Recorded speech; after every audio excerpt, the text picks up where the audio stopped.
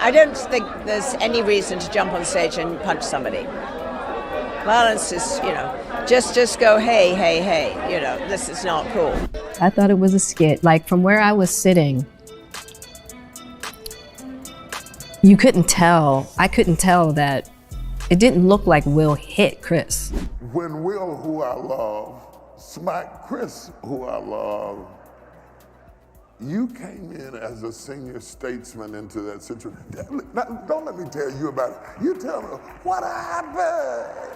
What happened? What happened?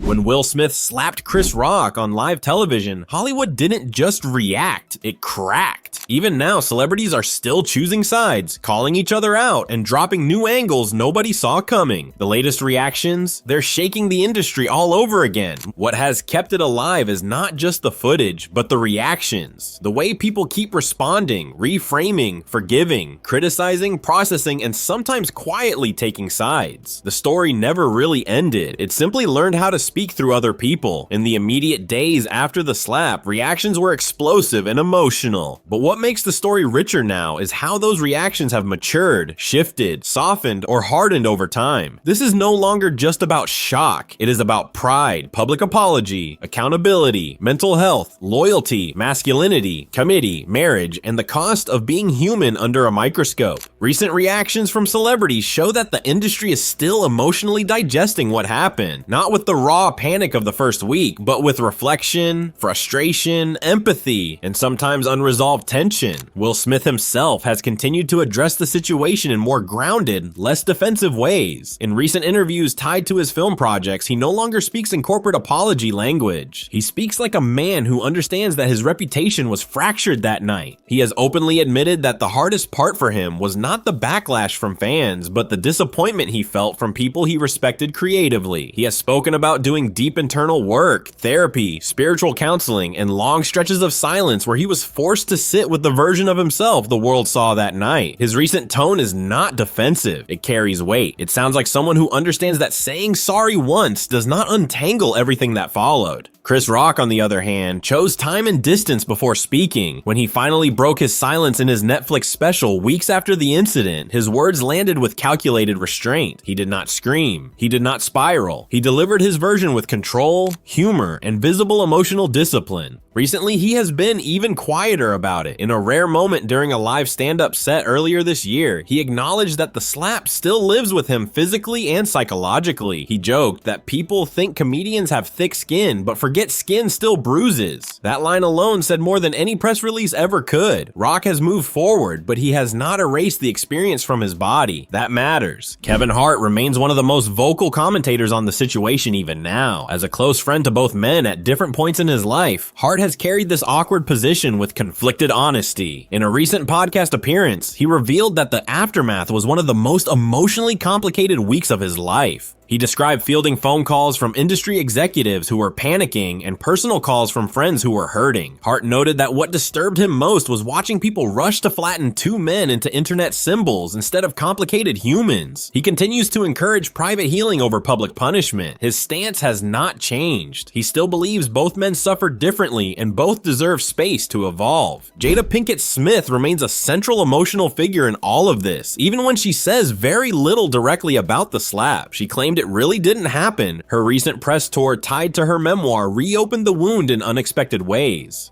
I thought it was a skit. Like, from where I was sitting, you couldn't tell. I couldn't tell that it didn't look like Will hit Chris.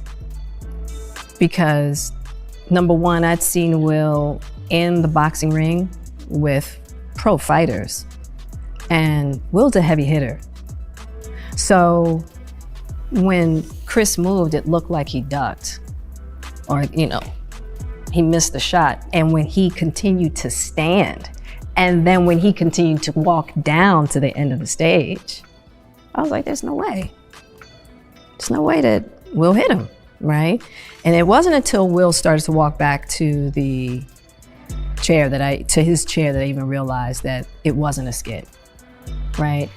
And so yeah, I was in as much of a fog as anybody else in that room that night. For the first time, she reframed the slap not as an act of rage, but as a moment of protective instinct driven by unresolved relationship trauma. That explanation did not land well with everyone. Some viewers felt it softened accountability. Others felt it revealed the emotional complexity behind Will's reaction. Celebrities quietly took sides without naming sides. Some praised her vulnerability. Others questioned whether the explanation came too late. Tiffany Haddish has shifted her tone in recent months. In the early days after the incident, she defended Will publicly and framed the slap as an act of love, stating that sometimes discipline had to be served. That statement aged poorly with public opinion. Recently, she has taken a softer, more reflective approach. What do you think of, when Will came on stage and he kind of offered a mea culpa to the Academy?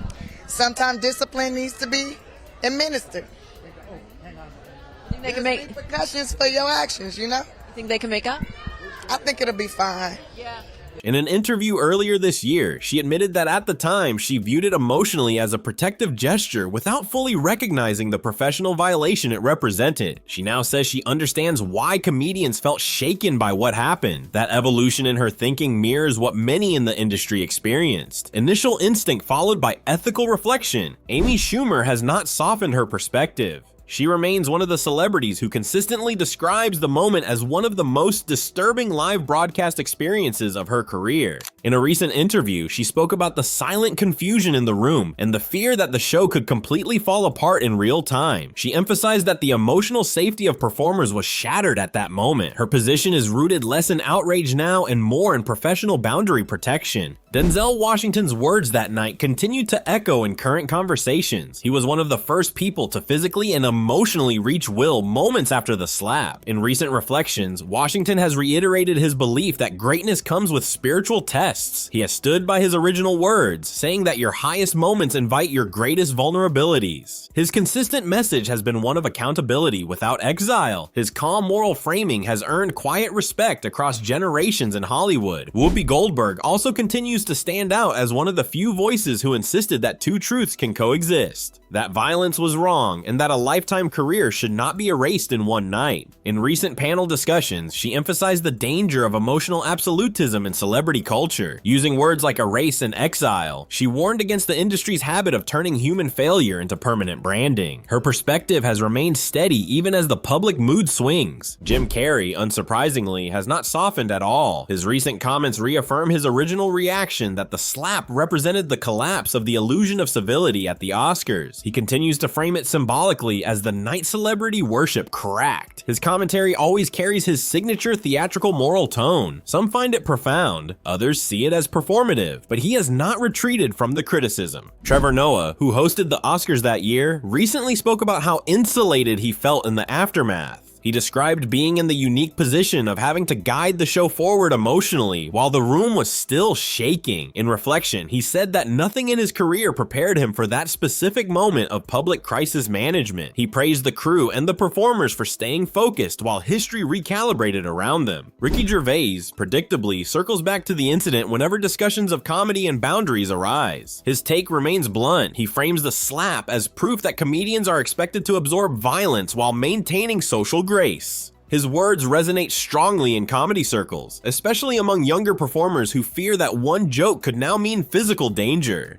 Viola Davis offered one of the most grounded recent reactions. In a quiet interview, she spoke about how the moment reminded her of the emotional weight Black artists carry in public spaces, the expectation to remain dignified under extreme emotional pressure. She did not excuse the slap. She contextualized the internal explosion that led to it. Her words did not trend, they lingered. The younger generation of stars has been more cautious. Zendaya, Timothée Chalamet, and other rising figures rarely directly comment on it now, but when the subject surfaces in group interviews, their discomfort is visible. For them, the slap represents a cautionary tale, the fragile balance between fame and emotional loss of control. Their silence says just as much as any statement. What remains fascinating is how audience perception has slowly shifted alongside celebrity reactions. In the first wave, public opinion was split but intense. In recent times, the discourse has softened into something more complicated. Many fans now view the incident less as a binary of villain and victim, and more as a tragic emotional rupture between two men who symbolize different sides of black excellence in entertainment. That reframing did not come from public relations. It emerged organically through years of observation. The slap also changed how comedians feel on stage. Multiple stand-up performers have openly admitted that they now scan audiences differently, not for laughter, but for threat. That shift in emotional posture has subtle consequences for performance energy. It changes how jokes are delivered. It introduces caution where there once was recklessness. Comedy has always flirted with danger. The slap made that danger physically real. Behind the scenes, Hollywood executives reacted in quieter ways. Several award shows quietly increased onstage security protocols afterward. Not publicly announced, just quietly implemented. Metal detectors are placed differently. Security teams repositioned. Crisis response strategies rewritten. These invisible shifts reflect how deeply the slap was taken as a professional rupture, not just a viral moment. Will Smith's career trajectory continues to be one of cautious rebuilding. Recent projects are paired with noticeable humility in his public presence. He no longer carries the untouchable superstar posture. His interviews are slower. His smile is less polished. Whether this is a strategy or a genuine transformation remains open to interpretation, but the emotional texture is different. Chris Rock's career, meanwhile, has leaned more into introspection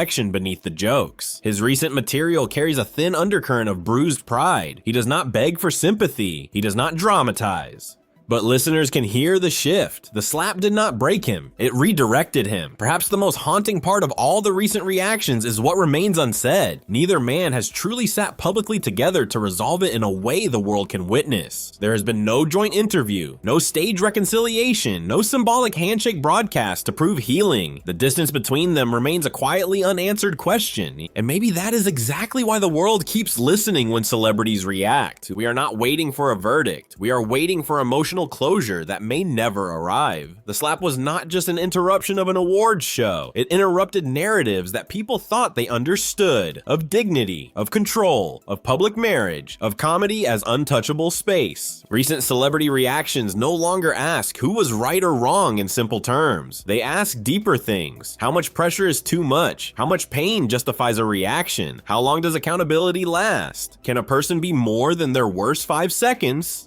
In a culture that moves on in 10 minutes, this moment refuses to dissolve. It keeps returning in interviews, in jokes, in silence, in subtle career pivots. The slap became a mirror that Hollywood did not expect to stare into for this long. There is no neat ending to this story, no lesson tied wrapped in a bow. What remains is two men still living in the shadow of one shared moment, a room that still remembers the echo, and an industry that quietly learned that even the most controlled stages can become emotionally unpredictable in a heartbeat. And maybe that is why, years later, the reactions still matter. Because this was never just about a slap, it was about what cracked open when it happened. Share your thoughts in the comments section. Remember to like, share, and subscribe. Thanks for watching, and see you in the next video.